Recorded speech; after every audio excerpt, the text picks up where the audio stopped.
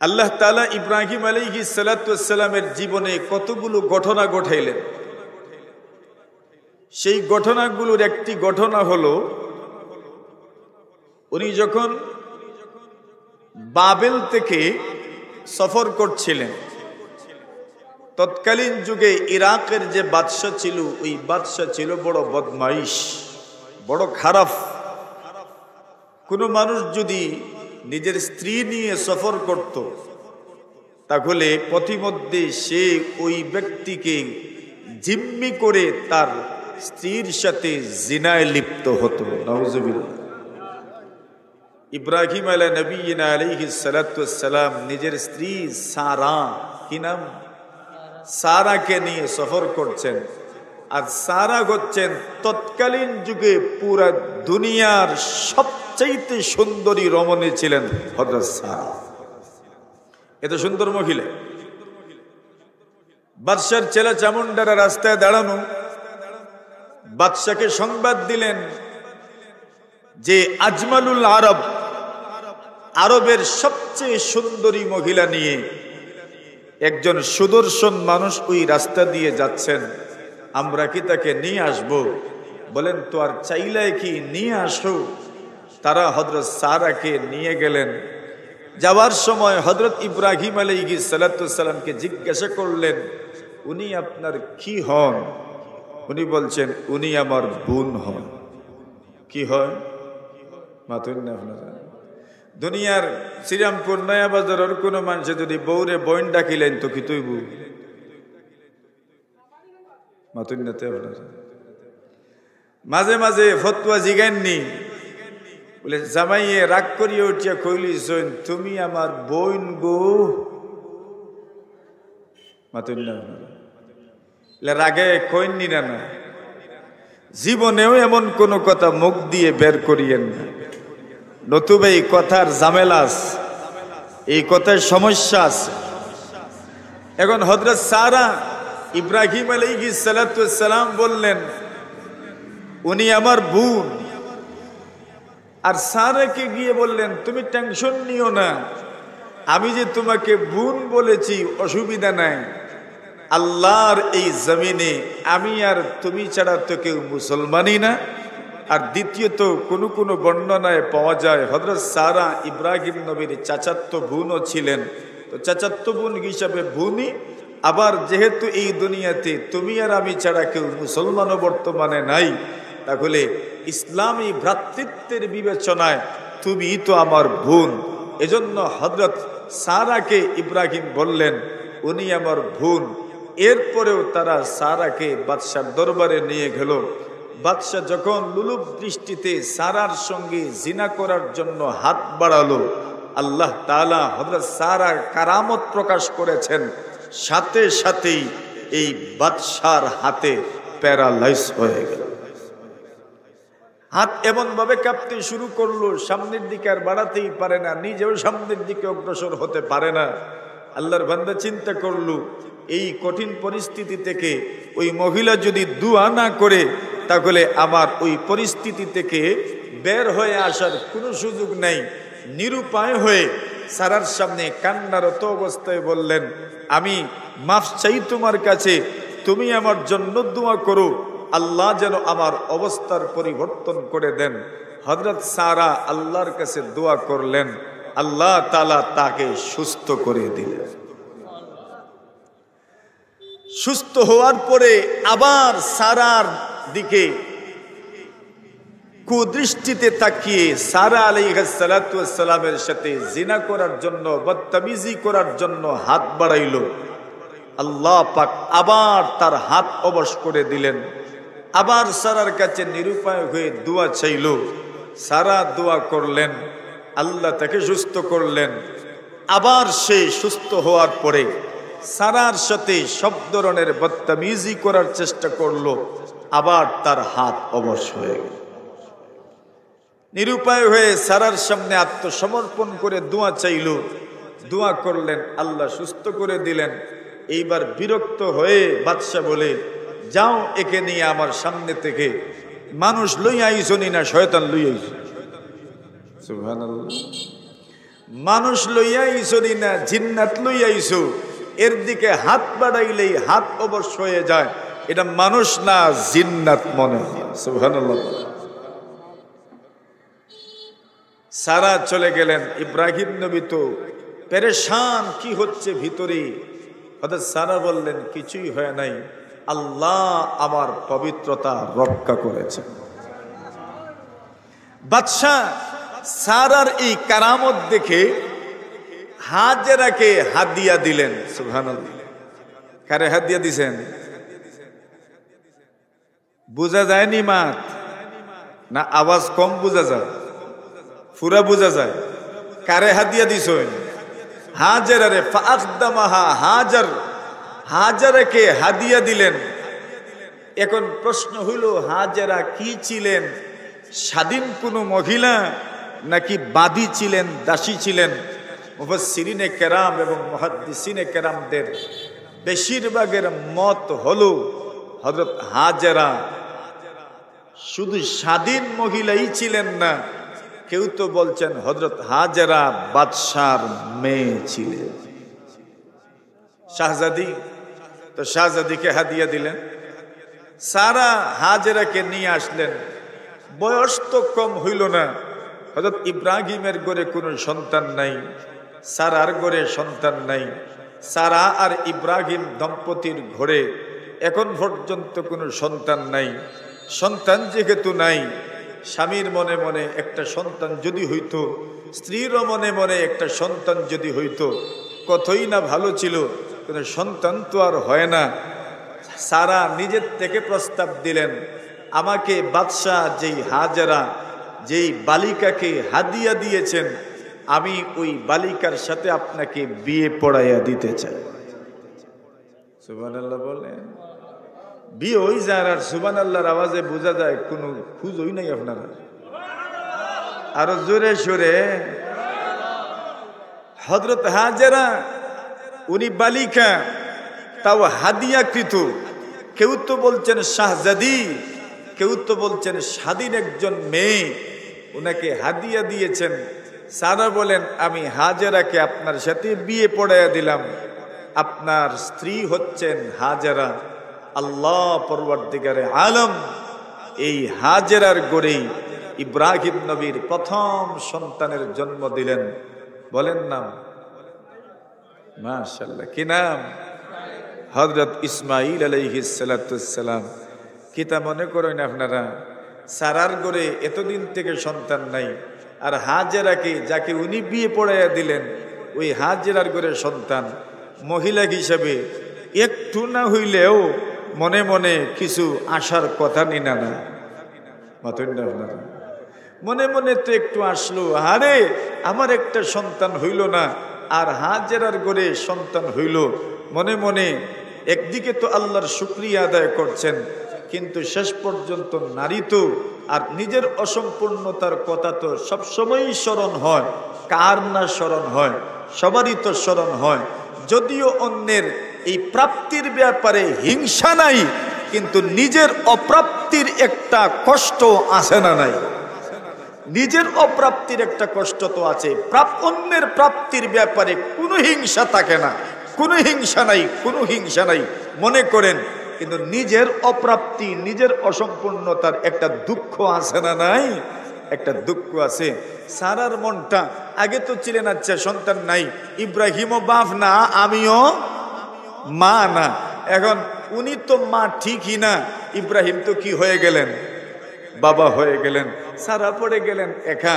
তো কি হলো, হযরত সারা এই অবস্থা থেকে যেন নিজেকে বের করে নিয়ে আসতে পারছেন না, সব সময় মনক্ষুণ্ণ দেখা যায়।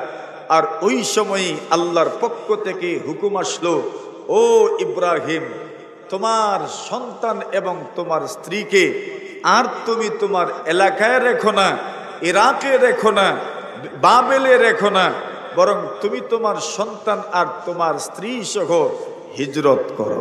সুবহানাল্লাহ। কি করো? হিজরত করো। হিজরত করবেন কোথায়? আল্লাহ জায়গাও বললেন না, বলে অমুক জায়গায় হিজরত করো। বললেন সফর করতে থাকেন করতে থাকেন করতে থাকেন করতে থাকেন। ওনারাও আল্লাহর নামে সফর শুরু করলেন।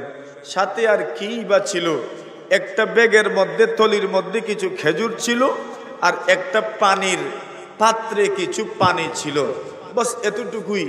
যেতে যেতে যেতে যেতে মক্কাতুল মুকাররমা, সুবহানাল্লাহ, কোন জায়গায়, কোন জায়গায়? মক্কা মুকাররমা। যেই মক্কা মুকাররমা আল্লাহর ঘরের তাওয়াফ করার জন্য পুরা দুনিয়া থেকে হাজী সাহেবানরা হজের উদ্দেশ্যে রওনা করছেন। আল্লাহ তাদের হজকে যেন কবুল করেন, বলেন আমিন।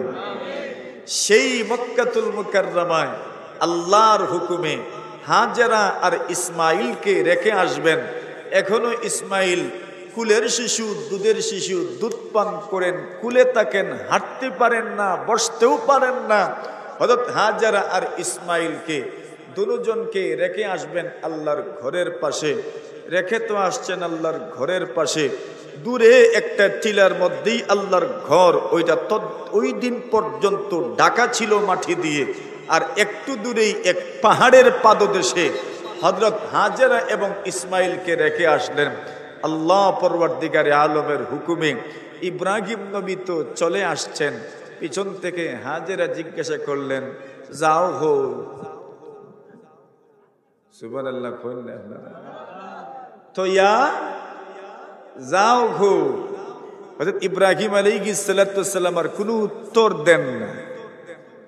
হাজেরা মনে মনে ভাবেন, স্বামী উত্তর দেন না কেন, যাচ্ছেন কোথায়, আর রেখে যাচ্ছেন আমাদেরকে এমন এক জায়গায় যেখানে পানিও নাই, মানুষও নাই, কিচ্ছুই নাই, এমন একটা স্থানে রেখে যাচ্ছেন।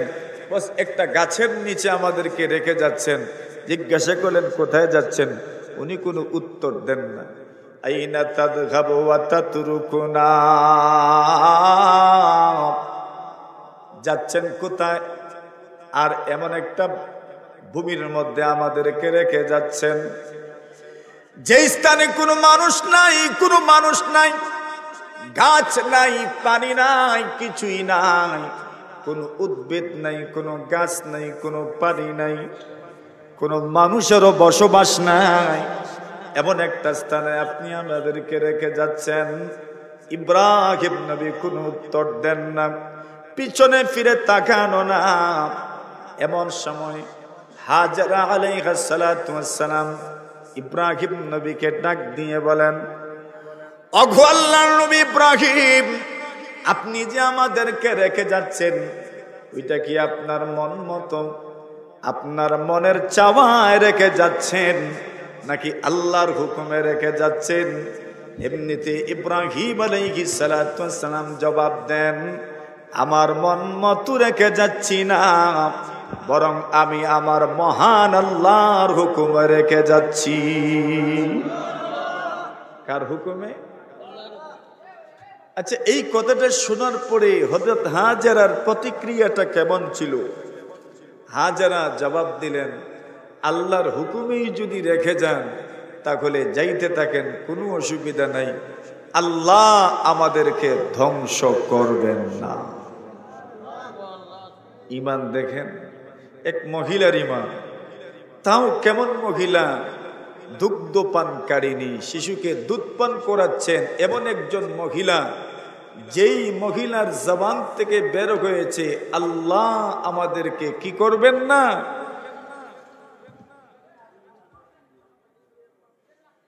কোন এখন থেকে কালেকশন করতাম না পরে।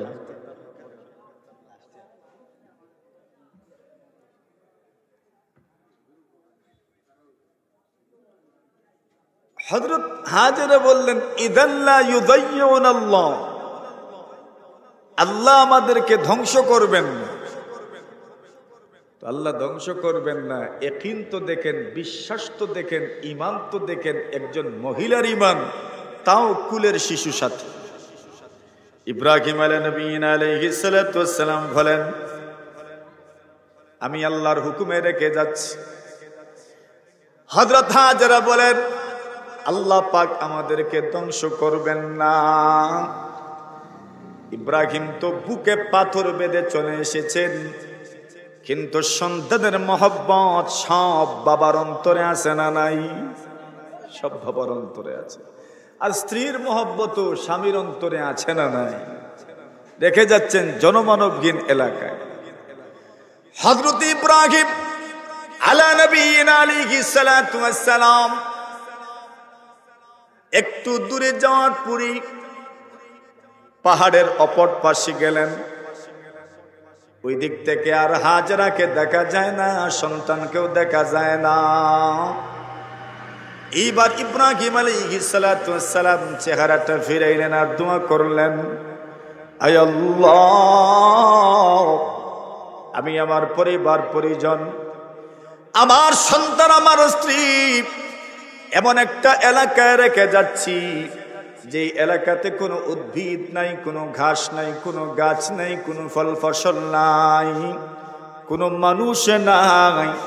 এমন একটা এলাকায় আমার সন্তান আর আমার স্ত্রীকে আমি রেখে যাচ্ছি। কেন রেখে যাচ্ছি? একমাত্র কারণ হলো রব্বানা লিয়ুকিমুস সালাহ। এদেরকে এই জনমানবহীন এলাকায় রেখে যাওয়ার একমাত্র কারণ হলো এরা যেন নামাজ প্রতিষ্ঠা করতে পারে। সুবহানাল্লাহ। কেন রেখে যাচ্ছেন? নামাজ প্রতিষ্ঠা করার জন্য। এরা যেন কি করতে পারে? নামাজ প্রতিষ্ঠা করতে পারে। এইবার নামাজ তো প্রতিষ্ঠা করবেন, তো নামাজ কি এমনিতেই প্রতিষ্ঠা করতে পারবেন? এদের থাকা খাওয়ার ব্যবস্থার দরকার আছে না নাই? থাকা খাওয়ার ব্যবস্থার দরকার আছে।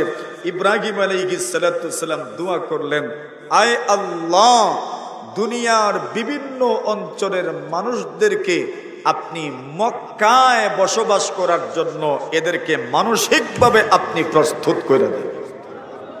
নামাজ তো আর এক পরিবারে হবে না। নামাজ প্রতিষ্ঠা করতে হলে তো একটা বসতির দরকার, একটা এলাকার দরকার, একটা আবাদির দরকার, একটা অঞ্চলের দরকার, কতগুলো ঘরের দরকার, একটা সমাজের দরকার, তবেই তো নামাজ প্রতিষ্ঠিত হবে। তো সমাজ তো আগে প্রতিষ্ঠিত হতে হবে। ওই দোয়া করলেন, আল্লাহ, বিভিন্ন অঞ্চলের মানুষদেরকে আপনি এই মক্কা দিকে আসার জন্য মানসিকভাবে আপনি প্রস্তুত করে দেন। আল্লাহর কাছে দোয়া কবুল হয়ে গেছে। সুবহানাল্লাহ। আচ্ছা, শুধু মানুষের দাওয়াত দিলেই হইব না? মানুষের থাকা খাওয়ার ব্যবস্থাও লাগবে।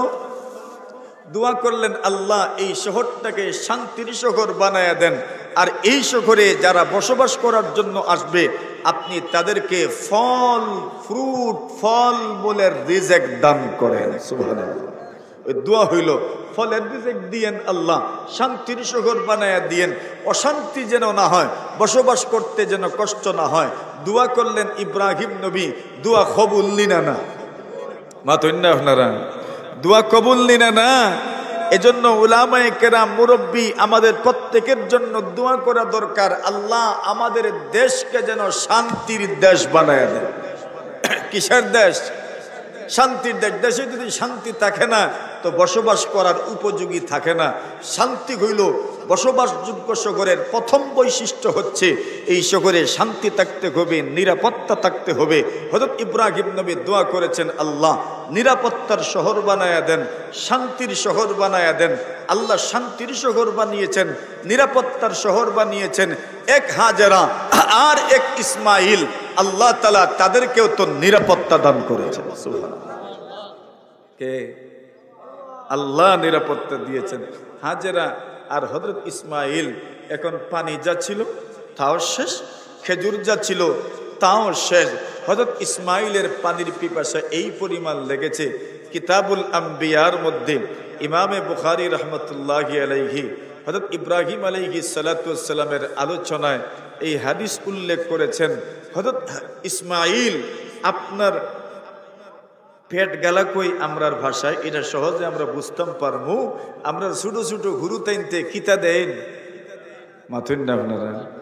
বলছেন ইয়াতালাওয়া, যেন উনি মাটিতে কামড় দিয়ে আছেন পেটের খিদায় অথবা পানির পিপাসায়।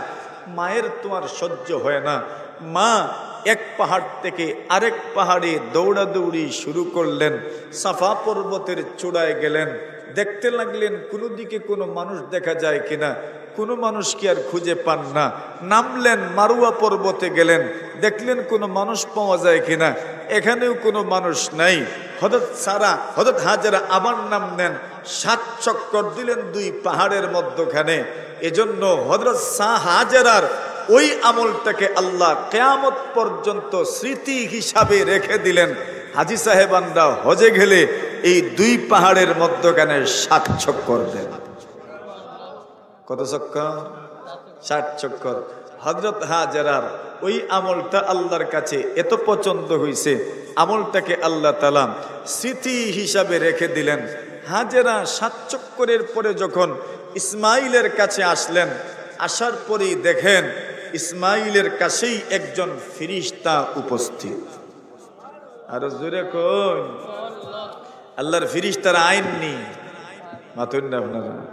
ইন্নাল্লাযীনা ক্বালু রাব্বুনাল্লাহ সুম্মা ইসতাকামু তাতানাজ্জালু আলাইহিমুল মালাইকাতু আল্লা তাখাফু ওয়া লা তাহজানু ওয়া আবশিরু বিল জান্নাতিল্লাতী কুনতুম তুআদুন। আল্লাহ বলেন, নিশ্চয়ই যারা বলে আমাদের রব আল্লাহ, সুম্মা ইসতাকামু, এর উপর অটল থাকেন, অবিচল থাকেন, এদের কাছে সাহায্যের জন্য কে আসেন? আল্লাহর ফেরেশতারা আসেন। সুবহানাল্লাহ। হযরত হাজেরা গিয়ে দেখেন ফেরেশতা ডাক দিয়ে বলছেন, ও আল্লাহর বান্দি হাজেরা, টেনশন করিয়েন না, আল্লাহ আপনার হেফাজত করবেন। এরপরেই ওই ফেরেশতা নিজের পায়ের গোড়ালি দিয়ে অথবা অন্য যে কোনো অঙ্গ দিয়ে এখানে একটু নাড়াচাড়া করলেন, এমনিতেই জমজম নামক কূপ আবিষ্কার হয়ে গেল। কোন কুয়া? জমজম কুয়া। জমজমের পানি সকলেই পান করতে চায়। আল্লাহ এই পানির মধ্যে বৈশিষ্ট্য রেখেছেন, এই পানি শুধু পিপাসা দূর করে না, এই পানি পেটের ভুকও মরে, এমন এক পানি জমজম পানি। আচ্ছা, জমজম পানি বের হচ্ছে কুয়ার থেকে, ফোয়ারার মতো পানি বের হচ্ছে। আচ্ছা, কোন চাই আপনারা? এমন ভাবে যদি পানি বের হয় আর আমরা যদি দেখি তো খরমুখিত আমরা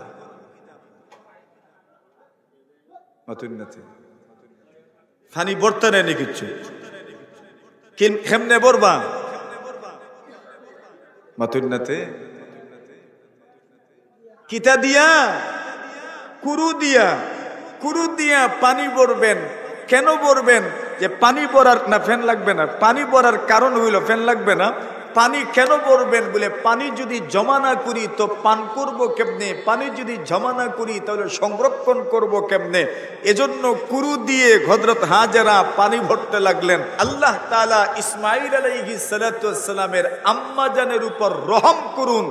লাউলাম তাগরিব, হযরত ইসমাঈলের আম্মা যদি কুরু ভরে যদি উনি পানি সংরক্ষণ না করতেন, লাকানাত জামজামু আইনান মাইনা, আল্লাহর রাসূল বলেন তো জমজম নামক কূপ আর কুয়া থাকতো না, জমজম প্রবাহমান ঝর্ণা হয়ে যেত। প্রবাহমান ঝর্ণা হয়ে যেত। উনি যদি হাউস না বানাইতেন তাহলে জমজম নামক কুয়াটা প্রবাহমান ঝর্ণা হয়ে যেত। হযরত হাজেরা হাউজের মতো বানাইছেন, হযরত হাজেরা কুরু ভরে পানি সংরক্ষণ করেছেন। এজন্য জমজম কূপ এখন কুয়াই রয়ে গেছে। যদি এটা করতেন না তো জমজম নামক কূপটা কি হয়ে যেত? একবারে প্রবাহমান ঝর্ণার মতো হয়ে যেত। এটা আল্লাহর হুকুমই করছেন, ভালোই করছেন। সব রাত যদি সবে কদর হয়ে যেত তো সবে কদরের আর কোনো ইজ্জত থাকলো না। সব রাত যদি বাসর রাত হয়ে যেত তো সব বাসর রাতের কোনো ইজ্জত আছে? সব রাত যদি সবে কদর হয়ে যায় তো সবে কদরের কোনো ইজ্জত থাকবো? সব রাত্র যদি সবে বরাত হয়ে যায় তো সবে বরাতের কোনো ইজ্জত থাকবে? সবে বরাতের কোনো ইজ্জত থাকবে না। এজন্য আল্লাহ তাআলা এক এক রজনীতে এক এক সওয়াব রেখেছেন, এক এক সময় এক এক সওয়াব রেখেছেন, এক এক সময়ের এক এক মূল্য আল্লাহ দিয়েছেন, এক এক সময়ের এক এক প্রভাব আছে, এক এক সময়ের এক এক বৈশিষ্ট্য আল্লাহ তাআলা রেখেছেন। জমজম নামক কূপের এক বৈশিষ্ট্য আছে, জমজম নামক কুয়া আল্লাহ তাআলা এটাকে কূপের মধ্যে রেখে দিয়েছেন কেন? এই পানির আলাদা বৈশিষ্ট্য আছে না নাই? আলাদা, এটা আল্লাহরই হুকুম। কার হুকুম? হযরত হাজেরা পানির ব্যবস্থা হইল, ইসমাইল পানি পান করলেন, হাজেরাও পানি পান করলেন। ঘটনা এই পর্যন্ত তো এই রকম। এরপরেই হযরত হাজেরা আলাইহিস সালাতু ওয়াস সালামের ইসমাইল আলাইহিস সালাতু ওয়াস সালামকে বিয়ে করানোর জন্য চেষ্টা ফিকির করতে লাগলেন। বিয়ে করাইবেন, ভাতৃ তো দরকার। আল্লাহু আকবার। হযরত হাজেরা আলাইহিস সালাতু ওয়াস সালাম আর ইসমাইল এই জমজম কূপের পানি পান করেন। একদিন ইয়ামানের এক গোত্র, জুরহুম গোত্র, ওই রাস্তা দিয়ে যাচ্ছেন। যাওয়ার সময় তারা লক্ষ্য করলো উপরে পাখি উড়াউড়ি করছে। তাদের মনে মনে আসলো পাখি যখন উড়াউড়ি করছে তো নিশ্চিত এই জায়গায় পানি আছে। সুবহানাল্লাহ। এরা মনে মনে বলে, জীবনে কতদিন এই রাস্তা দিয়ে গেলাম, একটা দিনও আকাশে পাখি উড়াউড়ি করতে দেখি নাই। পাখি তো সেখানেই উড়াউড়ি করে যেখানে পানি আছে, এখানে পানি আসলো কোথার থেকে? লোক পাঠালো, দেখো পানি আছে কিনা। লোকজন গিয়ে অনুসন্ধান করে দেখলো জমজম কুয়ার পানি, পাশেই হাজেরা বসা। হাজেরার কাছে তারা বলল, আপনি এখানে বসবাস করছেন একা একা, আমরাও এখানে বসবাস করতে চাই, আপনি যদি আমাদেরকে অনুমতি দেন। হাজেরা বলেন, এটাই তো আমি চাই, লোকজন আসুক, অনুমতি দিলাম, তবে লা হাক্কা লাকুম ফিল মা, পানিতে তোমাদের কোনো অধিকার থাকবে না। সুবহানাল্লাহ। পানিতে কি থাকবে না? অধিকার থাকবে না, বরং পানির ব্যাপারে এটা পূর্ণ অধিকার থাকবে আমার, মালিকানা থাকবে আমার। আপনারা পানি ব্যবহার করবেন, অনুমতি দেওয়া হবে, কিন্তু পানির মালিকানা আমার থাকবে, পানিতে আপনাদের কোনো মালিকানা থাকবে না। আস্তে আস্তে মক্কায় বসতি স্থাপন হতে লাগলো। এক বিয়ে হইল জুরহুম গোত্রের এক মেয়ের সাথে। হযরত ইব্রাহিম আসলেন। এর আগেই হাজেরার ইন্তেকাল হয়ে গেছে। ইব্রাহিম আলাইহিস সালাতু ওয়াস সালাম হাজেরা আলাইহিস সালাতু ওয়াস সালামের সাথে আর মুলাকাত হয় নাই, ইসমাইলের সাথেও মুলাকাত হয় নাই। দুইবার আসলেন, স্ত্রীদের সাথে মুলাকাত হইল। ৩ নম্বর বার এসে ইসমাইল আলাইহিস সালাতু ওয়াস সালামের সাথে মুলাকাত হইল। ইসমাইল আলাইহিস সালাতু ওয়াস সালাম ওনার ধনুক আর তীর ঠিক করছেন। হযরত ইব্রাহিম ছেলের সাথে মুলাকাত করলেন, ইসমাইল পিতার সাথে মুলাকাত করলেন।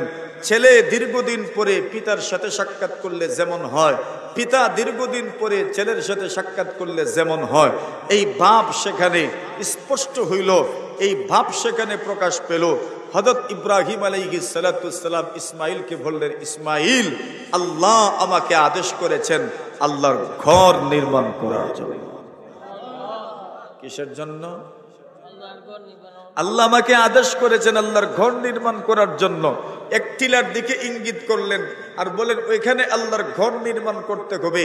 নূহ আলাইহিস সালাতু ওয়াস সালামের বন্যার পরে ওই ঘর, আল্লাহর ঘর মাটির নিচে চলে গেছে, ধ্বংসাবশেষ শুধু হয়তো টিকে আছে। ওই টিলার দিকে ইঙ্গিত করে বললেন, ওই টিলাতেই আমাদেরকে আল্লাহর ঘর নির্মাণ করতে হবে। ইসমাইল নবী বলেন, আমি তো উপস্থিত, আপনি আল্লাহর পক্ষ থেকে যা নির্দেশিত হবেন প্রত্যেকটা কাজ করতে আমি আপনাকে পূর্ণ সাহায্য সহযোগিতা করব। ইসমাইল নবী বলেন, আমি আপনাকে সহযোগিতা করার অঙ্গীকার করলাম, ঘর নির্মাণ করবেন আল্লাহর ঘর, আমি আপনাকে সাহায্য করব। হযরত ইসমাইল আলাইহিস সালাতু ওয়াস সালাম উনি পাথর এনে দিচ্ছেন, ব্যবস্থা করে দিচ্ছেন, আর হযরত ইব্রাহিম আলাইহিস সালাতু ওয়াস সালাম নিজে আল্লাহর পয়গম্বর ইব্রাহিম আলাইহিস সালাতু ওয়াস সালাম মিস্ত্রির কাজ করছেন। আস্তে আস্তে আল্লাহর ঘর নির্মাণ করতে লাগলেন।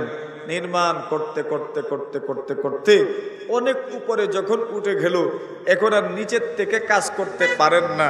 ইসমাইলকে বললেন, পাথর নিয়ে আসো। ইসমাইল পাথর নিয়ে আসলেন।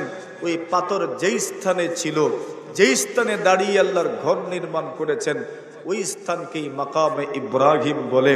আল্লাহ বলছেন, মাকামে ইব্রাহিমেও নামাজ পড়ো, 2 রাকাত নামাজ আদায় করো, মাকামে ইব্রাহিমেও নামাজ আদায় করো। আল্লাহর দুই পয়গম্বর আল্লাহর ঘর বানিয়েছেন, মসজিদ নির্মাণ করেছেন। মসজিদ নির্মাণের এই ঘটনা আল্লাহ তার কোরআনের মধ্যে বর্ণনা করেছেন। ওয়া ইয ইয়ারফাউ ইব্রাহিমুল কাওয়াইদা মিনাল বাইতি ওয়া ইসমাঈল। আল্লাহ বলেন, হে রাসূল, স্মরণ করুন সেই দিনের কথা যেই দিন ইব্রাহিম এবং ইসমাঈল আল্লাহর ঘরের স্তম্ভ কুঠি সমুন্নত করেছিলেন। আর জোরে আপনারাও আজকে কিতা করতাম মতুন্নতে আল্লাহর ঘরের খুঁটিত কিতা দিতা, মশলা দিতা। ওয়া ইয ইয়ারফাউ ইব্রাহিমুল কাওয়াইদা মিনাল বাইত ওয়া ইসমাঈল। আল্লাহ বলেন, স্মরণ করুন সেই দিনের কথা যেই দিন ইব্রাহিম এবং ইসমাঈল দুজন আল্লাহর ঘরের কুঠি স্তম্ভ সমুন্নত করছিলেন। ভিত্তি স্থাপন করে আস্তে আস্তে আল্লাহর ঘরের কুঠি স্তম্ভ ওগুলো সমুন্নত করেছিলেন, নির্মাণ কাজ করছিলেন। করতে করতে একদিন তো শেষ হয়েছে, একদিন তো শেষ হয়েছে, এমন তো না যে একদিনেই শেষ, এটা তো সম্ভবই না। একদিন তো শেষ হয়েছে। শেষ হওয়ার পরে দুজন আল্লাহর কাছে দোয়া করলেন, রব্বানা তাকাব্বাল মিন্না ইন্নাকা আনতাস সামিউল আলিম। আল্লাহর ঘর নির্মাণ করে যখন সম্পূর্ণ করলেন, দুজন আল্লাহর কাছে দোয়া করলেন, আল্লাহ আমাদের এই আমলটা মেহেরবানি করে আপনি কবুল করেন। অহংকার করছেন না কবুলের দোয়া করছেন? কিসের দোয়া? তো দুনিয়াতে যদি মসজিদ নির্মাণের কাজে অংশগ্রহণ করা যায়, তাহলে এই কাজের পরে সবচেয়ে বড় কাজ হইল কিসের দোয়া করা? জোরে হন, কিতার দোয়া করা?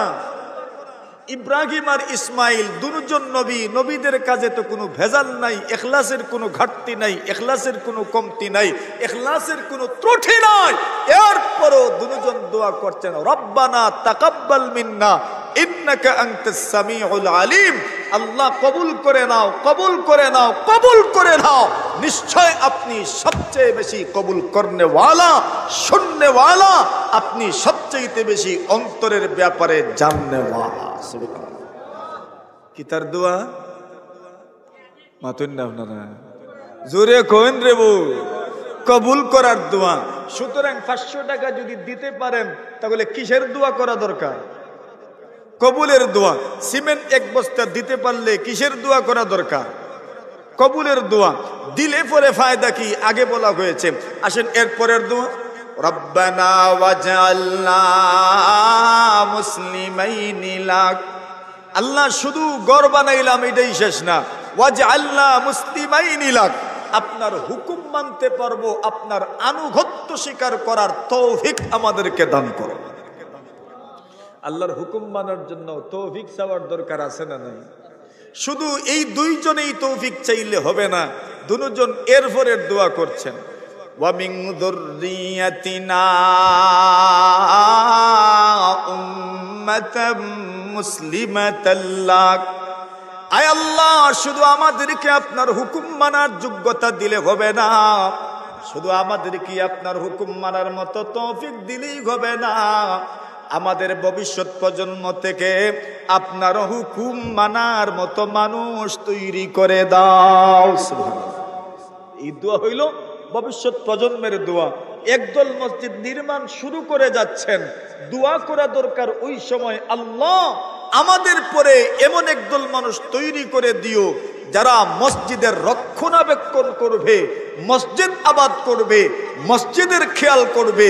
এই দোয়া মসজিদ নির্মাণের সময়, মসজিদ নির্মাণের প্রাক্কালে এই দোয়া করা দরকার, ওয়া মিন যুররিয়াতিনা উম্মাতাম মুসলিমাতাল লাক।